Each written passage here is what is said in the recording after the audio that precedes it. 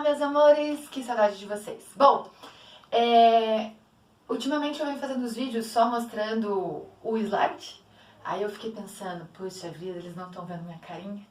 Então, vamos aqui começar a meta 5 de uma forma um pouco diferente.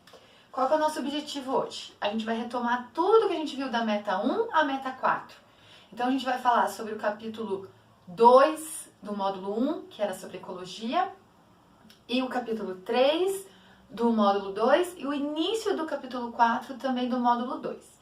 Lembrando que a nossa avaliação vai cair o capítulo 2 do módulo 1, que trata da ecologia, e o capítulo 3 do módulo 2, até os nematomites. Então esse início do capítulo 4 é para a gente continuar e prosseguir após a avaliação, certo?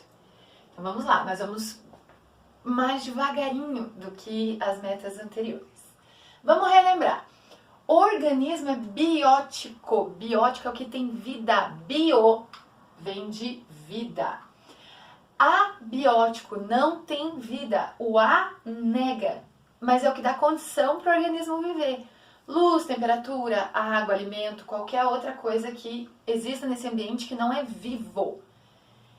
E aí, dentro desse organismo, nós vamos lembrar que a gente trata dele de espécies iguais, um conjunto de organismos da mesma espécie forma população, conjunto de população forma comunidade, comunidade, ou seja, conjunto de diferentes populações, junto com os fatores abióticos formam o ecossistema, e o ecossistema com características exclusivas formam os biomas, e os biomas, por fim, o conjunto deles forma a biosfera, a esfera de vida, ou seja, o nosso planeta Terra. A espécie igual é considerada quando gera descendentes férteis. Professora, mas existem animais híbridos. Sim, o burro é um exemplo. Ele é formado por espécies diferentes, mas ele não é fértil. O híbrido animal nunca é fértil. Então ele é uma espécie diferente. Né? O burro é a mesma espécie do burro, que é a mesma espécie da mula, que é a fêmea dele. Mas não são mesmas espécies dos seus genitores, que é, no caso, o cavalo e a jumenta, ou a égua e o jumento. Então, espécies iguais geram descendentes férteis. Todos os descendentes? Não.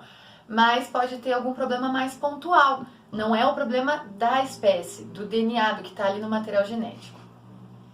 E vamos lembrar que, quando a gente fala de espécie, a gente tem uma notação específica. Essa notação, ela é binominal, ou seja, tem dois nomes, ela é em latim. Então sempre é essa pronúncia um pouco esquisita. Como exemplo aqui, Zé Amês, que é o milho. Se eu tô no Japão, se eu tô nos Estados Unidos, se eu tô na França, se eu tô no Brasil, se eu falar Zé Amês, eu sei que eu tô falando do milho. E daí tem as variedades do milho que a gente chama de subespécies.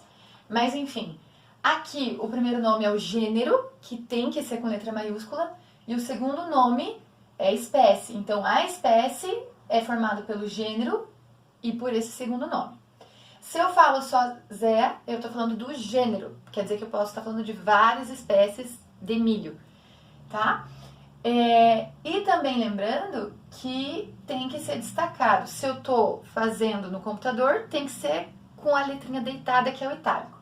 Se eu estou fazendo no papel, eu tenho que sublinhar, certo? Aqui, por exemplo, eu tenho outros nomes científicos. Canis lupus, que é o lobo. Canis domesticus, que é o cão. Então veja, os dois são canídeos, os dois são da mesma família, são dois cães.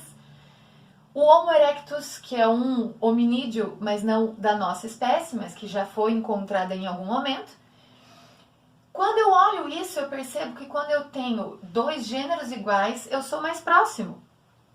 Então o gênero identifica quanto mais próximo é aquele organismo, quanto mais comum, quanto mais características comuns ele tem. E vamos relembrar também que esses animais, eles servem um de alimento para o outro. Existe isso. Ai, tadinho dele. Você sempre fica com dó da presa, mas imagina o predador se não tiver comida. Ele também vai morrer. Então, o real que a gente encontra na natureza é o que a gente chama de teia alimentar. Quer dizer que eu sempre tenho os produtores que fazem fotossíntese. Esses produtores vão servir de alimento para vários consumidores primários, que são herbívoros, ou seja, que só comem vegetais. E, assim, em sequência, os consumidores primários podem servir para vários outros consumidores que são carnívoros, porque só comem carne. Um consumidor secundário, ele pode também comer a planta ou comer o animal. Então, ele pode ser onívoro, come tanto planta quanto vegetal.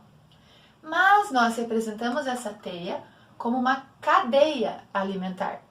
Então, uma sequência, isso não acontece naturalmente.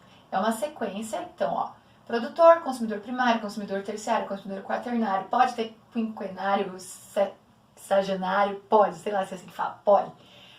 Tudo isso vai fechar com os decompositores. Só que o decompositor não é mostrado, por quê? Porque ele vai poder decompor o milho, o rato, a cobra, a coruja. Então, ele não tem um lugar certo para encaixar ele. E essa cadeia, ela é representada por o que a gente chama de pirâmide ecológica. Veja que nessa pirâmide está mostrando os decompositores. Mas está em espanhol, olha que lindo, o suelo de componedores. Então, esses decompositores poderiam estar aqui, aqui, tá? Então, ele está mostrando que está no solo, porque tudo que vai decompor vai voltar como matéria orgânica para o solo. A planta vai se alimentar disso e vai servir de alimento para isso, nananana.